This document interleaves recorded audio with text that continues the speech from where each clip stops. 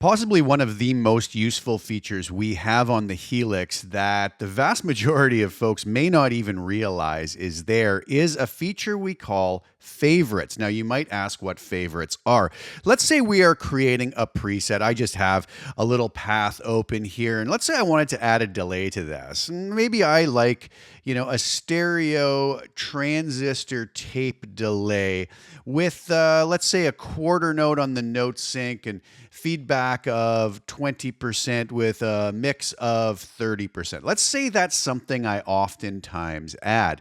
Well, every time we pull up our path and we add this transistor tape, we have to head over to the delay category, make sure we're set to mono or stereo, add that, make those settings if the settings we want don't come up as default. Well, a very simple way we can get around this to speed up our workflow, it would be to make this setting once, go up to our block, right-click it, and we see that there's an option to save as favorite. When I do this, it's going to give me some options.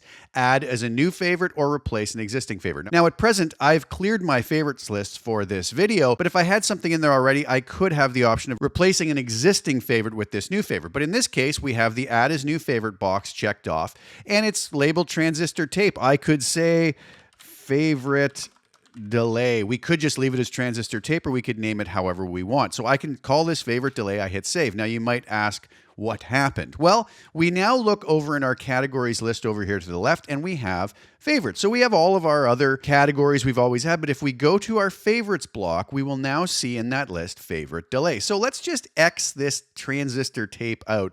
And let's say I wanted to add this now. I can come over to my favorites block, I click that one time, I get my stereo transistor delay with those settings saved as a favorite. Let's try one more here. Let's say another thing I like to do is add a low and high shelf EQ, maybe with both low and high frequencies set at 650 hertz and let's say minus 1 dB on the low gain and plus 1 dB on the high gain. I simply come over here, I right click it again, I say save as favorites. I'm going to just leave that called the low and high shelf, but I could name it whatever I want. I click save.